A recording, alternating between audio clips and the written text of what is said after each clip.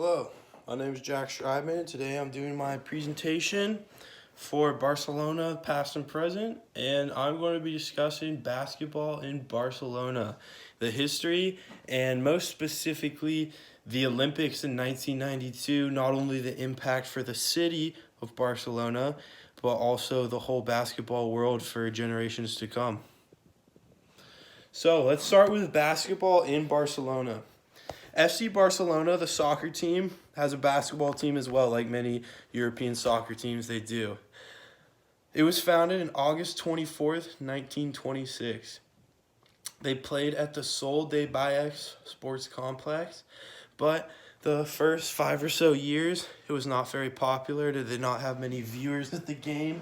They barely filled their stadium, but it was popularized later in the 1930s, and they started to get a draw to their games. So the first golden era of FC Barcelona basketball was after the Spanish Civil War. It was at the end of the 1940s, a little bit after the Second World War. Remember, if you look at the history of Barcelona, they were ravaged in the 1930s, but they did not participate in World War II. So they had a younger generation of men coming up, and they were very good at basketball. They won multiple championships in the 1940s, and not only did they do that because they had young, healthy men, but Barcelona was growing as a city. They had foreign players as well, and this is when they really got a name for themselves in the basketball world. After that, they had 20 years of hardship. The fan interest went down. They had financial problems. There was no attendance. But they decided that they needed to revamp this. So in 1971, they built the Palau Blaugrana. Though, when they built it, they still were not very successful. They endured about 7 more years of hardship, and then in 1978, even though it wasn't even their best season, they ended up stealing the Copa del Rey, beating Real Madrid, their arch rivals, the soccer team. They have a basketball team as well. They are currently the best in Europe. But in 1978, they beat them in the Copa del Rey, shocked everyone in the final. They weren't even supposed to be in the final. And this was big for Barcelona. It was basically 30 years since their first golden era in the late 40s. And this was big for them. They got a win, and this got a little bit of passion in Barcelona because there's so much pride beating Real Madrid. It's such a big rivalry, especially in soccer. Just one win like that can make a season for a rival. So that really got the team interested again after 30 years of hardship. To put that in American times, if you look at the worst NFL team, the Cleveland Browns, they haven't been bad for 30 years. 30 years is an extreme time to be one of the worst teams. So as they were getting a little better, more interest came, a big thing happened. They got 3 amazing players. The first one was when Antonio San Epifanio. Then they had Nacho Solozabal and Chicho Sabilio. The big deal, though, was Epifanio. He is a Spanish legend. He really, most people would consider the founder of Barcelona basketball in the 80s. He played with such flair. He was 6'6", very big for a European guard and forward, and he had great passing, great scoring, and he was a legend forever for Barcelona. That got them their league title in 81, 4 years after they won the Copa del Rey. This was even a bigger deal because the league title wasn't just a one-off tournament. That means they were the best team in Spain for the entire year. Epi kept leading them. 4 years later, they won a European title. And at the end of his career, he had a very long career. He played that Spanish style of basketball where he was not hard in his body. He played with the mind, not relying on body skill. So he played very late, and they won 3 back-to-back European titles in the late 1980s, which was a huge deal. By this point, they were selling out their stadium. Basketball for Barcelona truly had a name, and Epi was a hero. Like a soccer player today, he could walk around in the city and people would love him. It was crazy because, as we all know, Barcelona, you think of your soccer first and you think of sports, but this guy was a real A-lister, just like the soccer stars. It was pretty amazing. So, after that era, things got better because Barcelona now had the big 4 new players: Juan Carlos Navarro, Rodrigo de la Fuente, Roberto Dueñas, and most famously, I'm sure everyone knows this one, Pau Gasol, Spanish basketball legend, the best Spanish player of all time. What Epi did, Pau Gasol, elevated it to next levels. This is when Barcelona truly had success.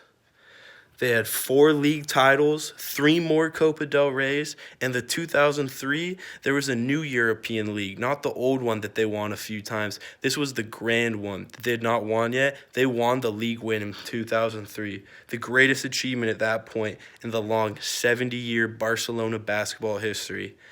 This was amazing. They had all these great players. They were getting international attention. Not only did they have Spanish players, they had players coming from all over the world to play with them. Many NBA players did as well. As you see this picture, Nikola Mirotic, who I will discuss later. He is a player who was amazing for Spain, a Spanish national, but none greater than Pau Gasol. As we said, 2 times NBA champion, 6 times All-Star, 4-time All-NBA teams, which means he was one of the 2 best centers in the NBA 4 times. And he was a FIBA hero for Spain. Countless awards from international press, FIBA itself, for being the international player. He's the best Spanish basketball player of all time. I think everyone in the world knows who's next to him, Kobe Bryant. Kobe Bryant had 2 great reigns in the NBA. One was from early 2000s. The late one was about 2008 to 2010. Pau Gasol was at the later one, 2008-2010. He was already around 30 at this point too. And he played with Kobe Bryant, and he was the second best player. He was a perennial all-star, and he was a hero. Everyone in America knew who he was. He was a big deal, leading Kobe and him to the championship. He won twice with Kobe, officially making him a legend. And not only was he in the NBA, the world's biggest basketball scale, he would come and play with Spain in the FIBA, and he would dominate everyone in Europe while being an NBA star with Kobe. Today, they're still a competitive team. They play in the same place next to Camp Nou, and they have won league titles in recent years and are always fighting with Real Madrid for the top spot. This is Nikola Mirotic. He is an NBA player who's very good. This is him last season for the Milwaukee Bucks. He was playing for a team that was in the playoffs, and they offered him over $15 million a year to play with him in the future. He declined that to go to his hometown Barcelona because he wanted to play with FC Barcelona. He's now the star of FC Barcelona and is making a fraction of what he could in the United States because he loves the city so much and the team. Now what the real big deal is, the 1992 Olympics. Played at Pavelo Olympic de Badalona. It was the 13th time the basketball was in the Olympics. But the big deal was it was the first year NBA players were eligible to play. This was all going down in Barcelona. These are some of the best NBA players of all time, with everyone in this picture being in the Basketball Hall of Fame. The Dream Team, this was the first year NBA players were allowed to play, and it was a big deal. They trained in 2 weeks in Morocco before it, and they enjoyed going to the topless beaches, the hash lounges, the casinos. They partied, and they asked the coach, why don't you have a curfew on your team? And the coach said, because then I'd have to follow it. That's how much fun they were all having. They were having great bonding. This was the first time rival NBA players could be friends together and do something like that.